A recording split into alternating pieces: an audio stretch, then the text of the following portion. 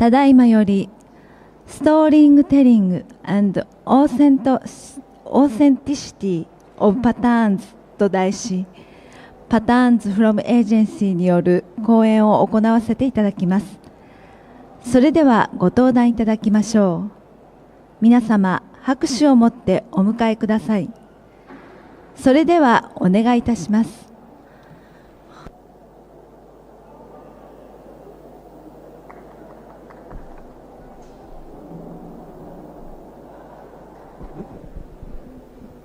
こんにちは。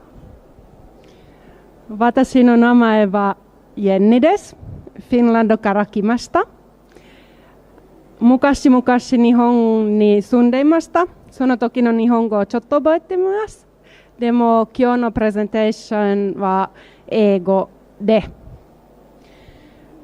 So today's presentation will be in English and I will tell a little bit about the storytelling and the authenticity of patterns. Today's agenda is here. Why do we need storytelling? And what is authentic Nordic? 北欧は何ですか? How can I benefit from authentic Nordic?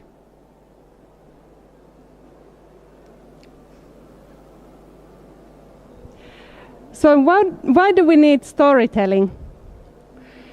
It's a way to differentiate from the competitors. People want to hear stories these days. It's not about just about the patterns that some random Finnish designers make. It's also, for example, about the Iranian carpets or Japanese kimonos. What's when you have a way of designing or making that is not so well known? So people want to know who has done it. What's the story behind? That's a very good way to make an emotional bond with the customers. And when you have customers' heart, you usually have also their money. And it's also a way to guarantee the authenticity of the product. The person who stands behind of a product can tell endless stories about the authenticity and about the background and about the history of the general manufacturing and like that. If it's copied, so the story is not so very long. Here you can see some elderly ladies living in Finland. The brand is a fashion brand called Myssy Farmi. And the grannies knit hats. And this brand is becoming very popular in global markets because they have such a unique story to be told. Last weekend, some of the grannies were sitting in the window of one of the main department stores in Helsinki, and they were knitting there. So the story can tell the origin of the hats. And I heard that they are coming to Takashimaya also, perhaps next year. They have a lovely story. I recommend you to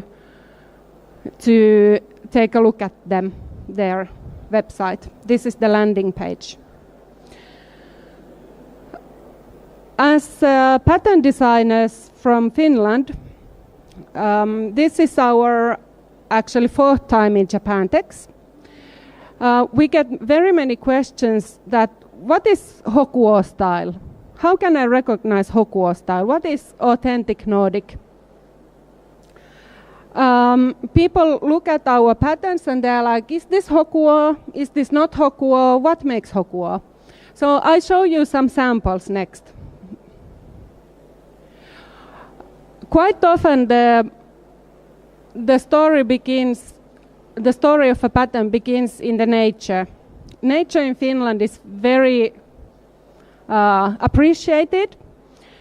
and there is a lot of it. There's only 5 million people living in the same area what is Japan, almost like that. The biggest city contains 500,000 people compared to how many millions of Tokyo. So our designers, they sit out in the nature, in this case next to the lake or sea, and they draw sketches. In the beginning there is always just white paper and people start drawing sketches.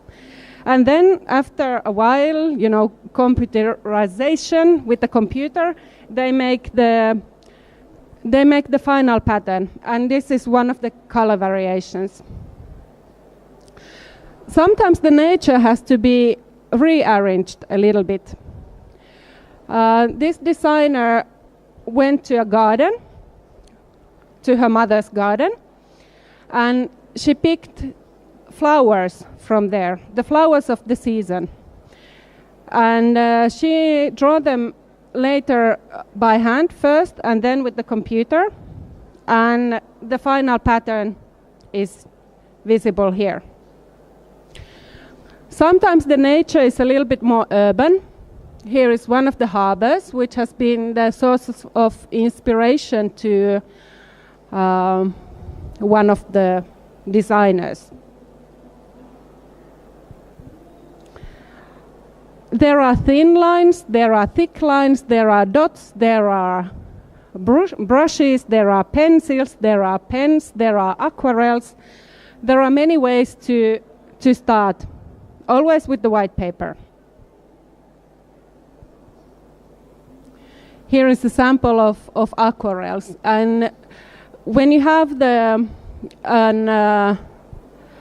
deadline coming, so the designer has to kind of like find the inspiration even though there is no inspiration at all.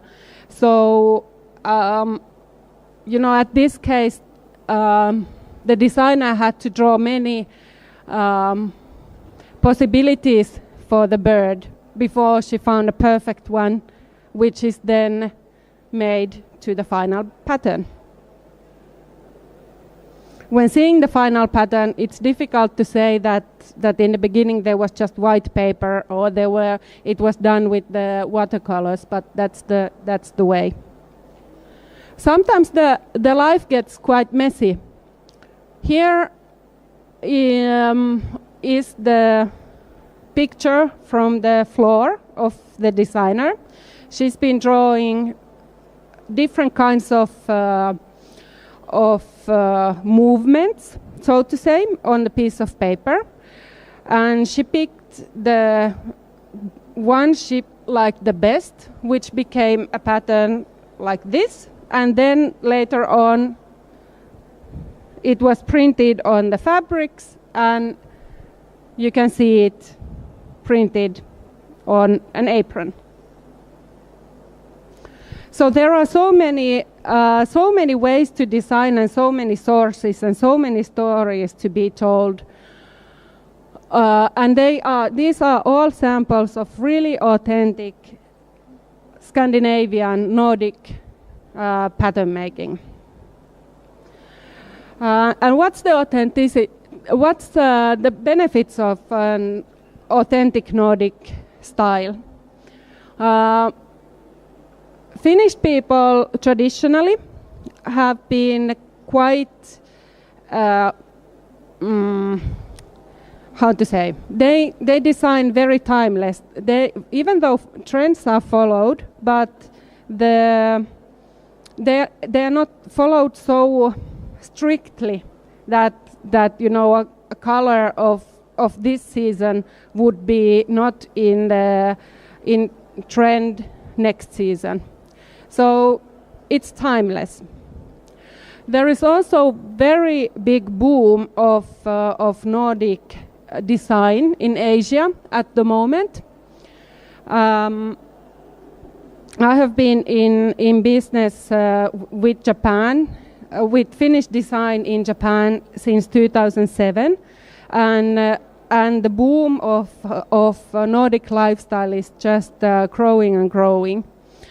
And I was told that the customers want to have a share of the Scandinavian lifestyle at their homes, even as a piece of a textile. Also, when you hear the stories from Nordic and stories of Nordic life and Nordic inspiration, so it's always a plus also for your brand, and you can tell authentic stories to your own customers, which of course then increases the sales. That's my presentation. Thank you for your attention.